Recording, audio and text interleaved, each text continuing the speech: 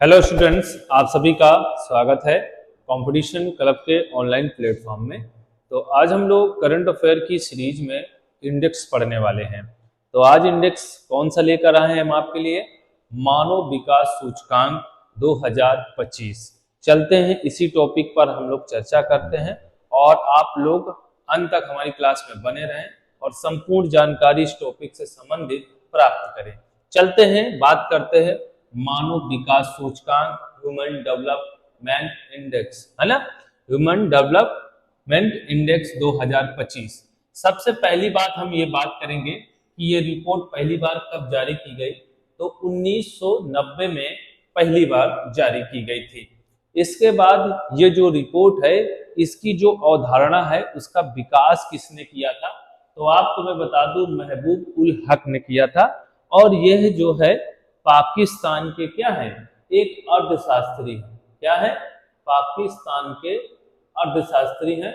इन्होंने ही क्या है, ये रिपोर्ट की जो अवधारणा है उसका विकास इन्होंने प्रस्तुत किया था। इसके बाद हम लोग बात करेंगे कि पहली बार ये जो रिपोर्ट जारी की गई वो कौन कौन से लोग थे जो नेतृत्वकर्ता के रूप में शामिल थे। तो महबूब उल हक जो पाकिस्तान के जो है अर्थशास्त्री हैं, और जो अमर्त्य सेन हैं ये आपके कहाँ के हैं? भारत के हैं। तो आपको पता होना चाहिए ये भारत के हैं अर्थशास्त्री अमर्त्य सेन ने, जो दोनों लोगों ने मिलकर इस रिपोर्ट को जारी करने में, जो पहली रिपोर्ट जारी की गई थी उसमें इन्होंने मदद की थी। आपको बता दें कि ये जो रिपोर्ट है वो कौन सी संस्था इसे जारी करती है। तो आपको बताते हैं कि एक यूनाइटेड नेशन डेवलपमेंट प्रोग्राम, संयुक्त राष्ट्र विकास कार्यक्रम एक संस्था है जो वर्ष एक रिपोर्ट जारी करती है, वो भी मानव विकास सूचकांक के लिए। ठीक है, तो यही संस्था ये रिपोर्ट को जारी करता है। इसके बाद बता दें, अगर ये संस्था की बात अगर हम करें तो ये संयुक्त राष्ट्र जो है संस्था है, और ये है इसका जो मुख्यालय है वो न्यूयॉर्क है, अमेरिका में है। तो ये आपको पता होना चाहिए। हम बात करते हैं कि जो 2025 में ये रिपोर्ट जारी की गई है, तो ये 2024 और 25 की रिपोर्ट है। तो थोड़ा सा ध्यान में ये रखना है कि ये 2024 और 25 की जो रिपोर्ट जारी की गई है, इसमें जो भारत की रैंकिंग है वो 130 है। वो भी आपको मैं बता दूं कितने देशों के अंदर, तो 193 देशों की सूची बनाई गई, जिसमें भारत की जो रैंकिंग है वो है 130वें स्थान पर। अगर हम बात करें 2023 और 2024 की रैंकिंग की बात करें, तो भारत की जो रैंकिंग थी बेटा वो थी 134वें स्थान पर। तो ये थोड़ा सा ध्यान में रखेंगे, 134वें स्थान पर ये रैंकिंग दर्शाई गई थी। वर्तमान में 130वें स्थान पर है। बात करते हैं हम लोग संकेतक पे, बात करते हैं इंडिकेटर्स पे, बात करते हैं कि कौन कौन से ऐसे जो है मापक यंत्र हैं। तो सबसे पहले हम बात करेंगे स्वास्थ्य की। तो स्वास्थ्य में क्या देखा जाता है? क्या देखा जाता है बेटा? जो है जन्म के समय जीवन प्रत्याशा देखा जाता है। जन्म के समय जीवन प्रत्याशा।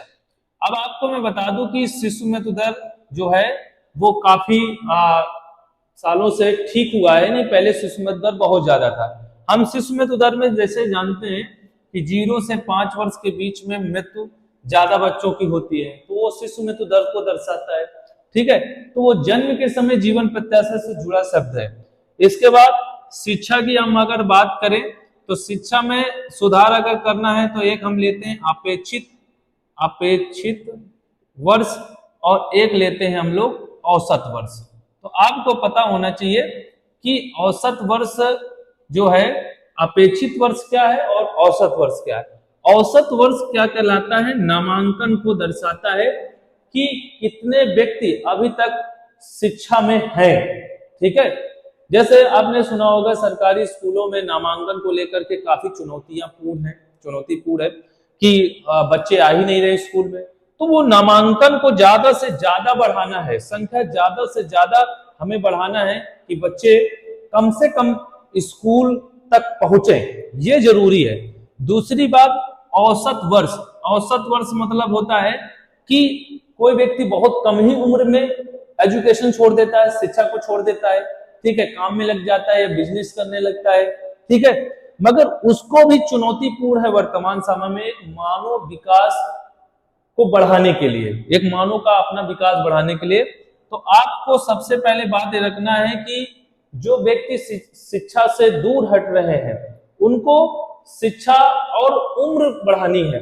जैसे कोई व्यक्ति 10 साल तक केवल शिक्षा ग्रहण कर रहा है, कोई व्यक्ति 5वीं तक पढ़ा छोड़ दिया, कोई व्यक्ति 8वीं तक पढ़ा छोड़ दिया, कोई 10th तक पढ़ा छोड़ दिया।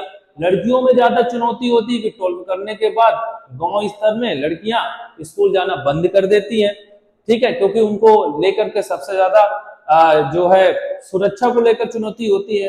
तो घर जो उनके परिवार वाले लोग होते हैं वो स्कूल जाने से मना कर देते हैं और फिर उनके विवाह के लिए तैयारी करने लगते हैं। मगर धीरे धीरे जब एक सुरक्षा की चुनौतियां जो है जो सामने इंटरफेयर कर रही है वो हटाना पड़ेगा।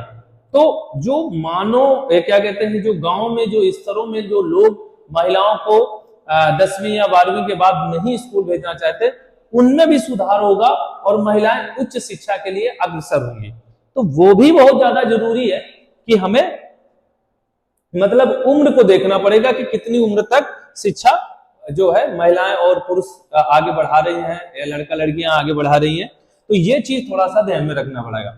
दूसरी बात, इतनी बात आपको कंफर्मेशन हो गई होगी। हम बात करते हैं शीर्ष देश जिसमें उन्होंने सबसे ज्यादा मानव का विकास बेहतर है, जिन देशों में वो देश टॉप पर है वो कौन देश है? तो आइसलैंड है, ये सब यूरोपीय कंट्री है, ये वास्तव में बहुत टॉप पे रहती है हमेशा। नॉर्वे और स्विट्जरलैंड, इनको हम एक साथ रैंकिंग देते हैं, और फिर डेनमार्क और फिर जर्मनी है। वहीं अगर हम अंतिम स्थान देखें, अंतिम देशों की सूची में देखें तो सबसे खराब स्थिति दक्षिणी सूडान की है जो 193 मतलब 193 स्थान पर है। इसके बाद सोमालिया है और इसके बाद मध्य अफ्रीकी गणराज्य है। ये जो 3 देश हैं उन 3 देशों को हमने सिर्फ लिया है। तो ये बात तो आपको कंफर्मेशन हो गया होगा। अब दूसरी बात ये है कि हम ये देखेंगे कि भारत के जो पड़ोसी देश हैं उनके क्या भैया जो है पोजीशंस है।